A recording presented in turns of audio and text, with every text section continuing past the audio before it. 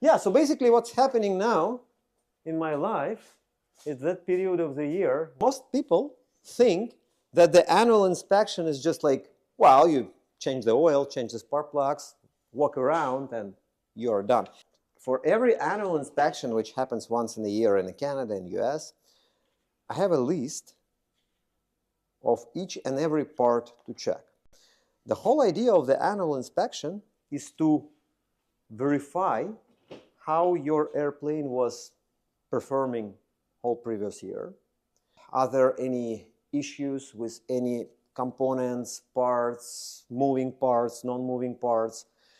In order to do that, you have to inspect virtually everything. Don't remove the engine, like there is no requirement for any annual inspection to remove the engine. In larger, in commercial airliners, they have actually sometimes to remove the engines. Yeah. Well, it depends again, but here, in every airplane, it's usually divided by the prop group, engine group. After that, we go with the controls, all controls everywhere. Wings, spar inspections, gear inspections, electrical part inspections, and tail inspection.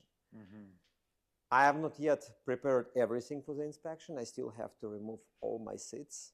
I still have to open up completely my tail, remove all access panels on my wings. But for example, for this year, for this inspection, I'm not only planning to inspect the airplane, but I also plan to do lots of modifications to it. One of the biggest modifications I want to do, you remember that story when we've flown with you and overheated? The That's hot crazy. oil, yeah. After that, we actually added, as you remember, those color flaps on the sides, but I found it's not enough.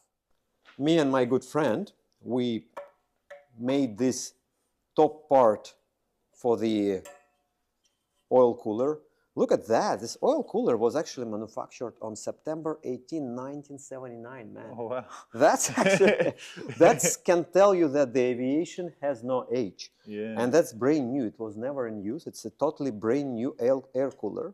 It's like quite large capacity air cooler comparing to what we have standard from Vans. This one is a high capacity. Air coming through the top over the second, fourth, and sixth cylinder. In the very back, there is an opening. With this flex hose, air from the opening is forced through the box. And inside of this box, actually, it's just nothing but it's open on the side, and it's forced to go out from the air cooler here. Yeah. Another amount of air comes down here because we have our cylinders with the fins. Yeah. And air through those goes down. I'm not sure what's really happening here, but I'm sure it's something not really right because air from here and here, they have to be forced together, and positive pressure here will slow down the airflow. I want to install my oil cooler this way. So basically, it's going to be in parallel with in parallel with the axis of the airplane with the cord. It's going to be attached in the same manner to the firewall.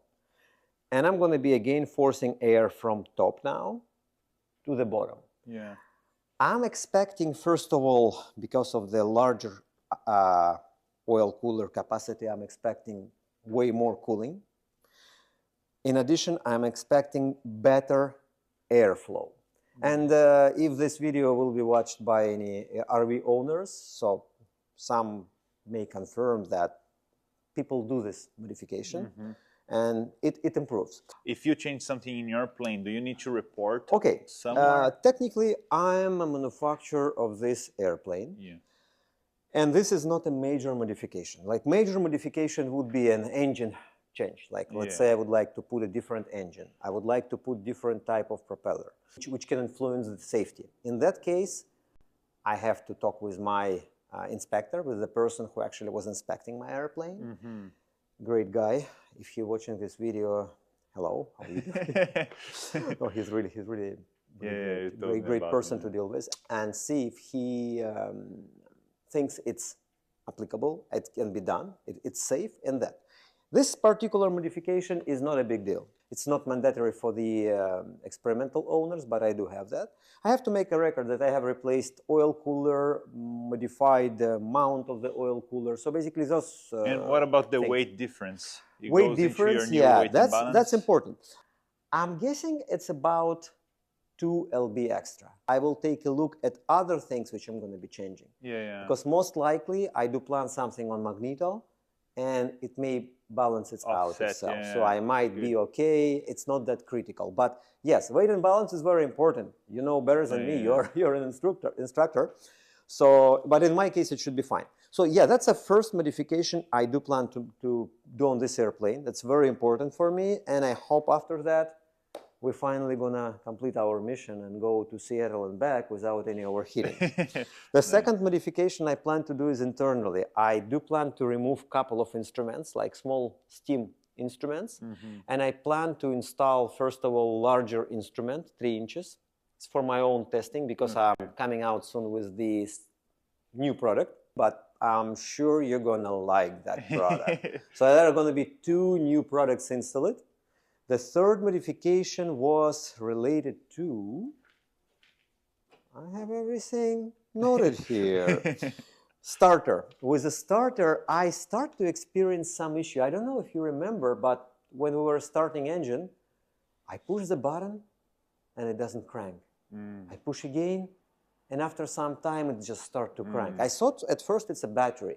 But I realized it's actually not. It's most likely the way how I connected this starter relay to that push button. Because probably that push button is not good for that such high current. And with the time of the use of those small thin contacts inside, they basically burned.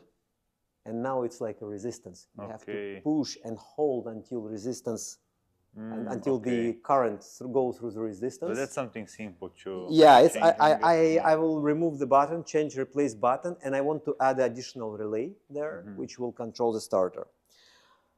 Auto trim.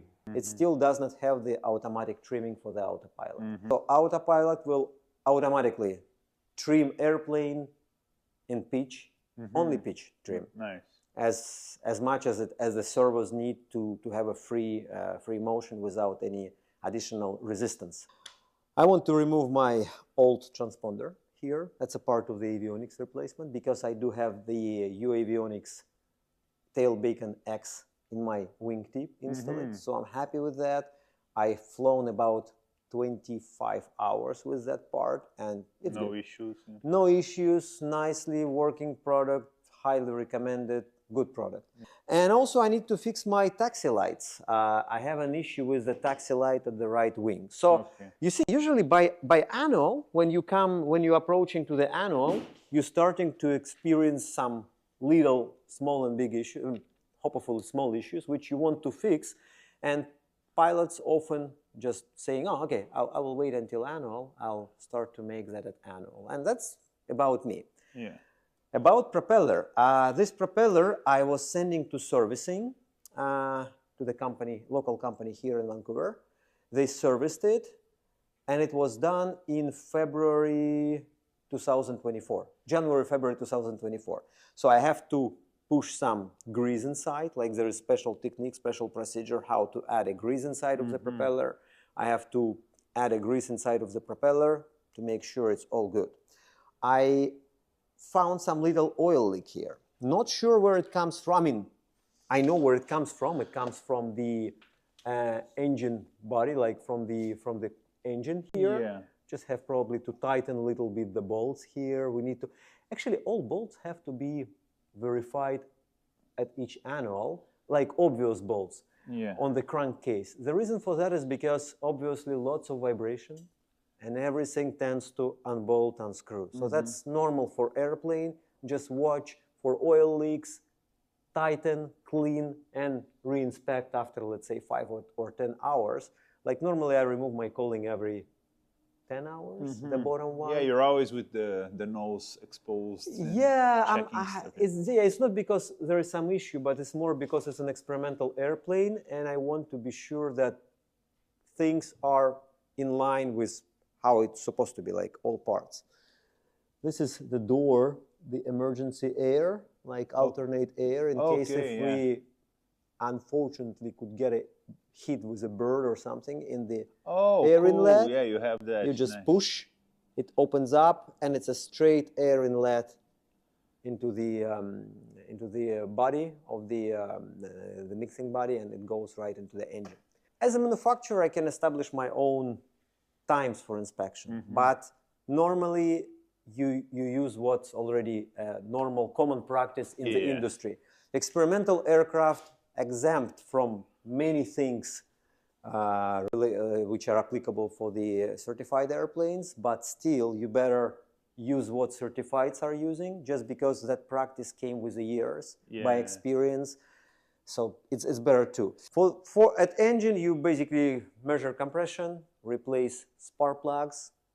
Usually I replace. I'm flying with automotive spark plugs. Yeah. I just removing, throwing it, because I have a digital ignition, so I just throwing away spark plugs, buying new, like $3 per spark plug, 12 spark plugs. It's cheaper than. And during the year, like all of them make through the entire year, or sometimes you lose one or two? With my amount of hours, like 100 hours a year, they all do. Okay. Yeah, if you're talking about 200-300 hours, maybe it's gonna die. Yeah. Like Alternator, for example, we have closely watched it. It's $80 or $90 automotive alternator from Japanese vehicle. Small, nice, tiny, inexpensive, but they only live about 500-600 hours, and they just pass away. So you just have to watch. Once it's toasted or nearby, you see voltage is low. Just remove it, replace by the new one, and that's it. Landing gears, while we're still here, you basically remove landing gear, open up, remove, clean inside the bearings, put a new grease, and cover it up. Nice. And what's funny is, because I used to do, and I still do, some avionics, and not only, and also some assistance with some maintenance of the airplanes. Sometimes airplane can sit in a hangar for a year without even flying. Well, it's common practice for some pilots who just keep airplane. They keep it up to date with their annual. But what's interesting, let's say October 1st you do your annual, new grease, everything is new. Year airplane never flown. Another year you come down to the shop, to the hangar, and you do everything on again. You remove landing gears, you remove the grease, you clean, you put a new grease. So annual means no matter what, you have to do through those stacks. If you fly or if you don't, no one cares. You have to do it's a safety. It's a Yeah. safety. So yeah, the engine is about it. Of course, you inspect all bolts, nuts, like especially those parts, critical components. You inspect your engine mounts to see if cracks or something. Those are critical components, right? In wing openings, you usually open a wing opening from the top here. You inspect for fuel leaks. You look how the controls looks like here on this side. There are some flaps controls. There is aileron controls on this side. All right. After that, you open up all panels on the, so that's basically a flap controls. This is the aileron controls here. And you inspect also the route if there is any leak of the fuel. You just watch for any stain of the blue stains. You open all panels under the wings. They're still closed now. Yeah, Nice, it's a little bit tough here to enter, but still closed. You have, I have like at least 1, 2, 3 panels. You just open them up and you inspect all roads which go to ailerons, basically all controls. It's very important to make sure everything is tightened, bolted, no problem. The inspection panel usually have about 10, 12 small bolts. This one is just very long, I guess, because it's... Yeah, you see, it's a side one, and it has additional ribs here, so it's reinforced with the ribs, because obviously the stepping part. It's a stepping part. I mean, usually you avoid stepping on this. Usually you step on this particular part, but just they still reinforced it. Yeah, and it's technically covers like this. Yeah, also we have a fuel stainers here, like inside of the wing. It's a Canadian regulation to add. Each side has a fuel stainer. It's good practice to open it up, clean it, and close it up. Also for the fuel system, which is very important, is remove the filter inside and clean it. inspect it.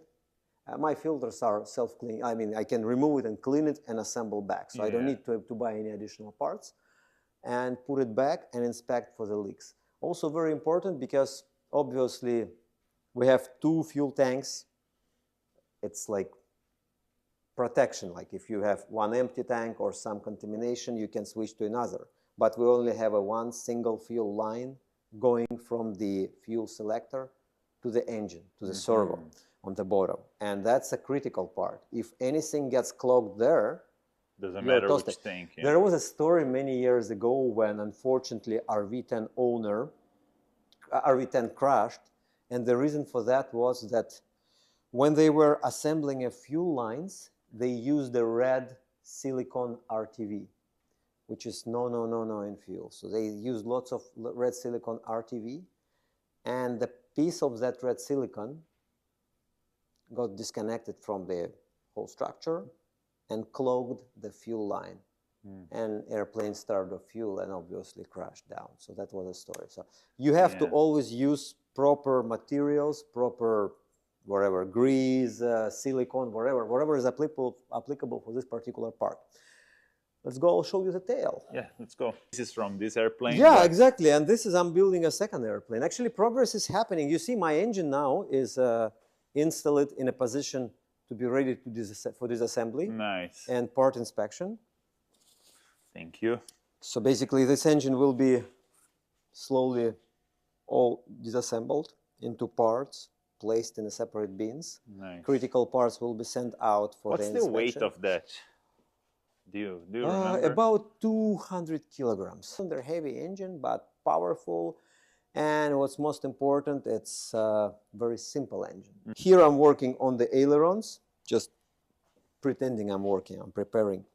I'm really slow this time of the year, and this time just because I have lots of other jobs. With avionics. Well, I'm sure we're gonna make another video about the avionics. I have lots of projects, and I'm trying to use my time for everything. But you know, I'm only one person, and it's only like 12 hours in my working day. Yes. In the back of the airplane, there's also critical part to inspect. Is this part is the tail, vertical stab, rudder. And if you take a look how it's mounted here, sometimes you can say, holy moly, it's only one bolt. It's only single bolt here. Just one bolt basically hold the front part.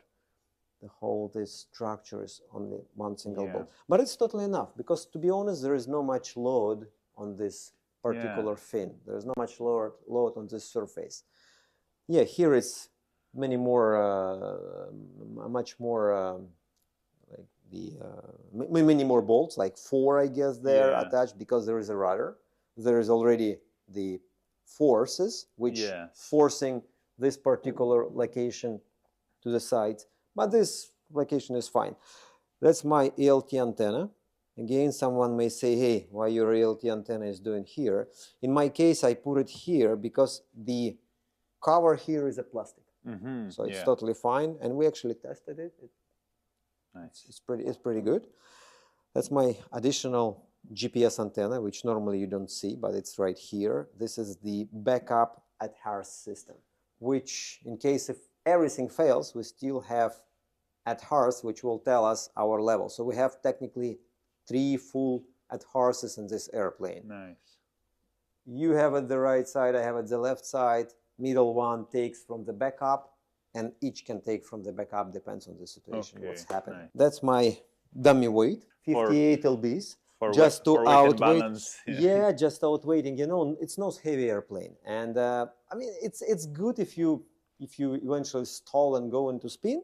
It's probably good because nose will you will have more abilities to recover. But little bit outweighting the tail helps with the fuel. So you're not anymore trying to fly like this. You actually are forced to be more straight. And my weight and balance moves me with two, let's say me and you, and this sandbag in the back moves our weight and balance right in the middle. Little bit forward, but still almost in the middle, which is great, which is just perfect. When you fly with the kids, do you leave this in the back or you remove it? With the kids, with one kid in the back and my wife in the front, I don't remove it. When we fly whole family, usually we have some load in the back, so I remove it all the time. True. If I have 3 adults, I always remove it. I don't want to be tail heavy. Tail heavy is not the great idea to have. With one kid in the back, they're still light, under like 50 pounds still. So they're light, they're compact. I can technically, instead of this, put one kid in the back. Just kidding. Okay. And then once you've done the inspection, since you are the manufacturer, no one else has to come in and approve it? I do, and I do my own sticker. I designed my own sticker. Once inspection is completed, I do sign own annual for this airplane. Again, that's interesting. In experimental world, you're a manufacturer, so you technically manufacture this airplane. Who else can know this airplane better than you, since you assembled it, despite it done from plans? So that's a good thing. And as I said, minor modifications or modifications which are not critical for flight safety, you can do as much as you want. Of course, if you want to put here different engine, I would consult with my inspector, with Jim, and ask him, hey, what do you think? He will probably come with some idea and tell me, hey, this is maybe not suitable or maybe suitable. And after that, I can already do modification, apply for inspection, and get my... it's only about weight, right? And power, because airplane is registered with specific engine, specific power at Transport Canada, and we have to obey what they have in their registration. That's important. And you just sign off your annual, and you're a happy flyer again. And I have to renew my insurance on the airplane. And now the first flights or the first few flights after the... Usually the first flight is most dangerous flight. I will convince you to fly with me on the first flight. Don't worry. Of course, circuits. You want to probably make a couple of circuits. Of course, when I finish my inspection, I will invite someone else, like friends here who also build airplanes, and ask them to take a look. But since I'm not removing any critical components, such as a rudder, wings, control surfaces, I'm not removing anything which is critical, I'm just inspecting. That's a little bit different. Of course, important to assemble properly everything. But normally what people saying is that the first flight after the annual inspection is the most dangerous flight, because you want to ensure that you put everything back. That's why annual inspection costs money. So basically, when you pay money for annual inspection, you're not paying for hours. You're basically paying for the experience of the person. For the experience, like, I mean, sometimes people saying, hey, aviation is crazy high prices in the shops. But really, if you pay certain amount per hour in the shop, and this is a professional shop, you're not paying for actually time. You pay for experience, because those guys, they have an experience how to do that properly. And it's your safety. You're investing in your safety. That's important. If I sell this airplane to a new owner, likely because he's not manufacturer of the airplane, he likely have to invite me. I'm still allowed to do an inspection. Or he has to invite AMO, like go to the shop, or AME, independent airplane mechanic with the license, who can do the inspection. Normally, if you are not AMO, AME, or manufacturer, and you bought this airplane, you acquired experimental, you cannot do your own annual, because it's considered that how do they know that you're experienced in this particular airplane? So this is also important. How much would it be, like, to get an annual done? Look, in the Piper that you had before? I would expect it to be in the same numbers. Piper, which I had before, it was about 2,000, 1,500. It's very heavily depend on what has to be replaced. The first airplane I ever acquired was Diamond D820, which is beautiful airplane, perfect airplane for training. But first annual was like $10,000 or $15,000, and I was like, wow, it's impossible. But after that, I quickly realized that it's absolutely possible, because it's a first annual, because lots of things were never done, probably for some reason. With Piper was less, but still was annual. But Piper actually was a great airplane. I bought it from Alberta. So happy with that. I was flying it. And when time came, I was really on the fence. Do I want to really sell Piper and or I want to keep both airplanes. Yeah. But to be honest, it's just financial.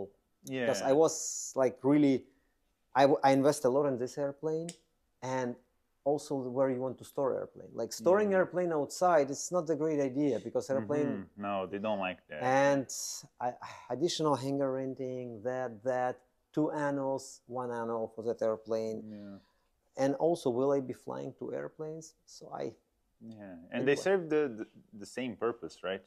Yeah, and It's actually, not like you can do things in the Piper that you cannot do in this one.